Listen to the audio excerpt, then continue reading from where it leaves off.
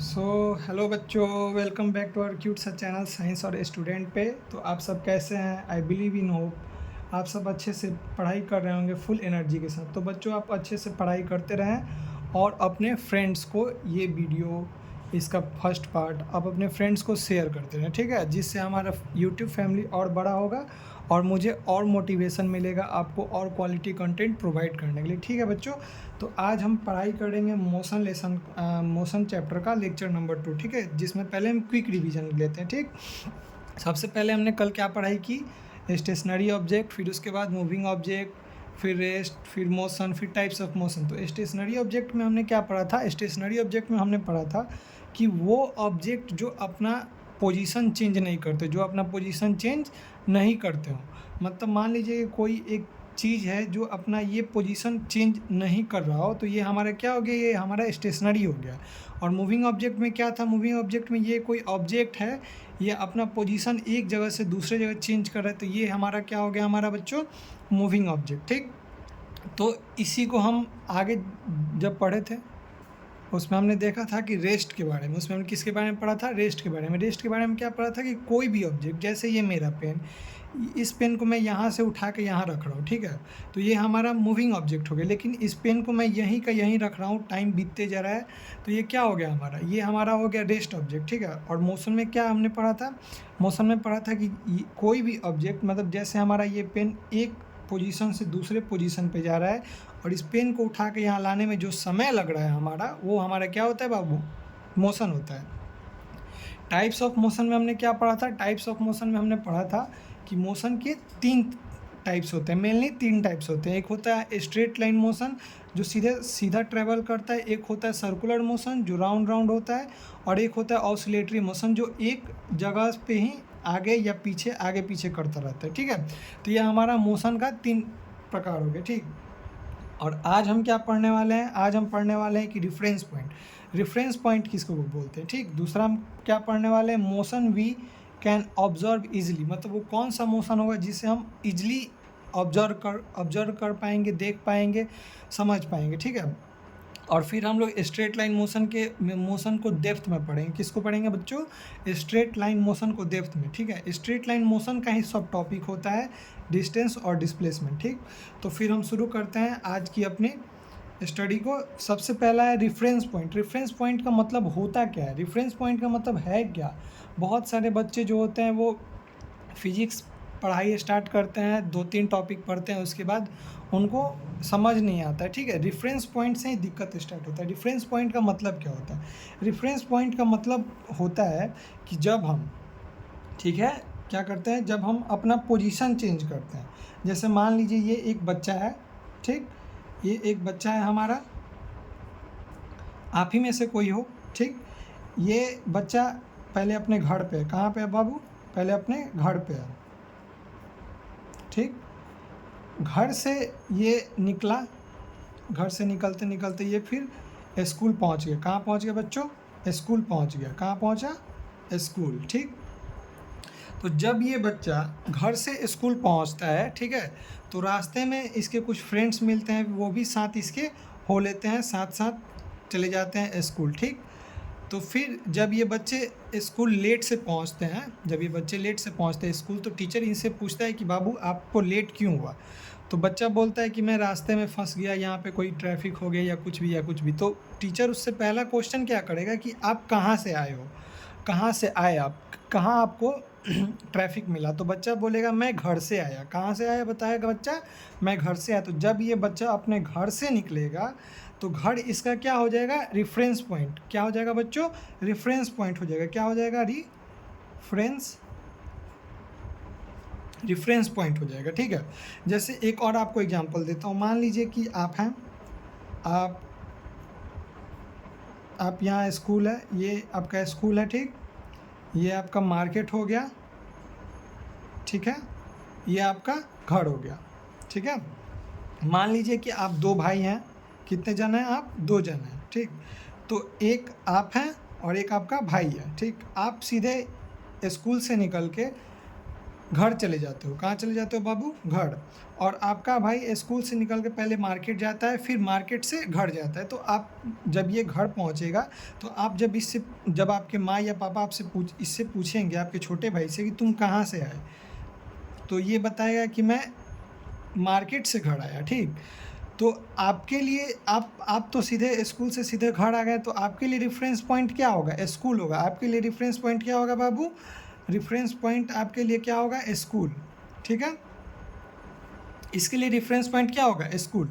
But ये जो छोटा वाला आपका भाई है, ये पहले स्कूल से मार्केट जाता है, मार्केट से फिर घर जाता है। तो इस छोटे वाले भाई के लिए रेफरेंस पॉइंट क्या होगा हमारा? मार्केट होगा। रेफरेंस पॉइंट क्या होगा हमारा बाबू? मार्केट होगा। तो मतलब रेफरेंस पॉइंट को हम ऐसे डिफाइन करेंगे कि जब हम अपने पोजीशन को चेंज करेंगे किसी स्टेशनरी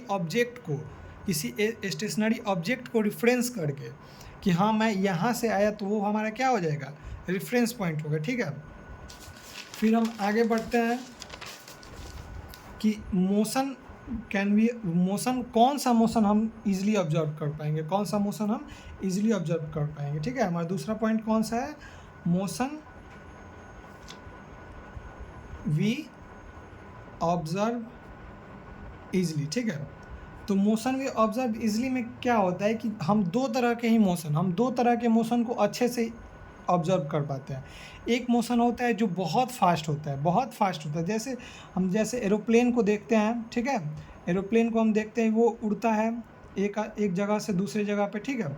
वो यहाँ से उड़ेगा, यहाँ से आते आते यहाँ पे आ जाएगा। तो ये हमें ऑब्जर्व होगा कि हाँ प्लेन क्या है, एक जगह से दूसरे जगह पे जा रहा है। बट एक ऐसा है कि जब आप वॉच आवर को देखते हो, अपने घड़ी में सुई को, जो घंटे वाला सबसे छोटा सुई है, उसको आप ऑब्जर्व इजीली नहीं कर पाते हो, तो ये होगा जो स्लो मोशन होगा, वो हमें इजीली ऑब्जर्व नहीं हो पाएगा। स्लो मोशन हमें इजीली ऑब्जर्व नहीं हो पाएगा। बट जो फेयरली फास्ट होगा, फेयरली फास्ट मतलब थोड़ा ज़्यादा फास्ट हो, वो हमें इजीली ऑब्जर्व होगा, ठीक है। तो हम दो तरह के मोशन को एब्जॉर्ब एक मोशन को अच्छे से ऑब्जर्व कर पाएंगे, एक मोशन को ऑब्जर्व नहीं कर पाएंगे। जो फेयरली फास्ट होगा उसको हम ऑब्जर्व कर पाएंगे, जो स्लो मोशन होगा उसको हम ऑब्जर्व नहीं कर पाएंगे, ठीक है। फिर आगे हमारा आता है स्ट्रेट लाइन मोशन को। फिर हमारा आगे वाला टॉपिक क्या है बच्चों? स्ट्रेट लाइन मोशन, ठीक है। Straight line motion. Straight line motion का मतलब क्या होता है कि कोई भी, मान लीजिए कि आप अपने स्कूल में आप हो, ठीक है, और आपको रिले रेस, आपको एक 100 मीटर का रेस दौड़ना है। कैसा रेस है? 100 मीटर का रेस, ठीक है। तो 100 मीटर के रेस में हम ऐसे पाथ तो नहीं दे सकते। तो हम इस वाले रेस में हम कैसा पाथ देंगे? एकदम स्ट्रेट, जो यहाँ से शुरू हो और यहाँ ख़त्म हो जाए, ठीक। तो ये होता है हमारा straight line motion. Straight line motion को हम कैसे बोलेंगे? स्ट्रेट लाइन मोशन जो अपना मोशन जब स्टार्ट करे तो वो स्ट्रेट फॉरवर्ड मूव करे, ठीक है। कैसे मूव करे? Straight forward. जब ये 100 मीटर का स्प्रिंटर दौड़ना स्टार्ट करेगा तो ये ऐसे दौड़ेगा एकदम सीधा। बट 100 मीटर का ये हमारा स्ट्रेट लाइन मोशन नहीं होगा, ठीक है।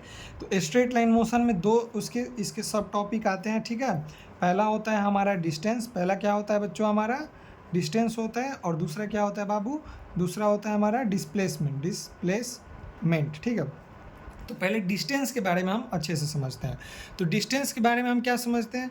डिस्टेंस का मतलब हुआ कि जैसे हम घर से निकले, ये हमारा ए घर हुआ, बी मार्केट हुआ, और सी हमारा स्कूल हुआ। घर से निकले बी गए, बी से निकले सी गए, फिर सी से कहाँ आ गए? घर आ गए, ठीक है। तो ये हमारा डिस्टेंस होगा। मतलब हम पूरा कैसे भी, कहीं भी, ऊपर नीचे, कहीं भी जा सकते हैं, जिसका अपना एक समय लगे, डिस्टेंस लगे, पर उसका एक अपना डायरेक्शन नहीं हो। डिस्टेंस का मतलब क्या हुआ कि इसके पास पाथ हो, ठीक है, टाइम हो, लेकिन इसके पास अपना एक मतलब गिवन डायरेक्शन नहीं हो। तो ये हमारा क्या होता है? डिस्टेंस होता है। वही डिस्प्लेसमेंट क्या होता है बच्चों? डिस्प्लेसमेंट वो होता है जो एकदम शॉर्ट वे में हो, या स्ट्रेट हो, शॉर्ट हो या स्ट्रेट हो। जैसे मान लो कि हमारे पास एक ये केस है जिसमें हम यहाँ से स्टार्ट करते हैं और यहाँ पे ख़त्म करते हैं, यहाँ से स्टार्ट करते हैं और यहाँ पे ख़त्म करते हैं, तो ये हमारा क्या हो गया, ये हमारा स्ट्रेट वे हो गया, ठीक है। इसमें इसके पास अपना डिस्टेंस भी है, ठीक है, इसके पास अपना टाइम भी होगा और इसके पास अपना एक डायरेक्शन भी होगा, इसके पास अपना क्या होगा, एक डायरेक्शन भी होगा। जैसे मान लो कि हम यहाँ से आए, फिर ये, ठीक है, तो इसमें भी डिस्प्लेसमेंट कब होगा, जब ये ए बी सी और डी दिया हुआ है हमारा, तो जब हम ए से डी या तो सीधा चले नहीं तो शॉर्टेस्ट वे चले। शॉर्टेस्ट वे चलने के लिए हम क्या करते हैं, सीधा से सीधा रास्ता स्टार्ट करते हैं, सीधा से सीधा रास्ता चुनते हैं। तो जैसे मान लो कि ये बाबू हमारा ए से चला, फिर बी पे गया, बी से सी या सी से डी गया, ठीक है। दो बच्चे हो गए आप, ठीक है, ए 1 2, ठीक है। जैसे ये हुआ हमारा, ये ए से बी गया, बी से सी गया, सी से डी गया, तो ये हमारा डिस्टेंस हो गया, ये हमारा क्या हो गया, डिस्टेंस हो गया, क्योंकि इसके पास अपना एक गिवन डायरेक्शन नहीं है पूरा, सिर्फ इसके पास एक अपना पाथ है, लेकिन इसके पास अपना एक गिवन डायरेक्शन नहीं है। बट ये जो बच्चा है हमारा ए से स्टार्ट किया, ये बहुत अच्छा बच्चा है, बी ए मतलब इससे पहले वाले बच्चे की तरह नहीं है, ये सीधे अपना पढ़ने वाला बच्चा है, ये ए से शुरू होता है और डी पे जाके चुपचाप घर चला जाता है। तो ये जो शॉर्टेस्ट वे और जो स्ट्रेट वे अपनाता है, ये जो शॉर्टेस्ट और स्ट्रेट वे है, ये होता है हमारा डिस्प्लेसमेंट। ये हमारा क्या होता है, डिस्प्लेसमेंट। और ये जो पूरा घूम घूम के जाएगा बदमाश बच्चा, ये इसको हम क्या बोलेंगे, इसको हम डिस्टेंस बोलेंगे, इसको हम क्या बोलेंगे बाबू, डिस्टेंस, ठीक है।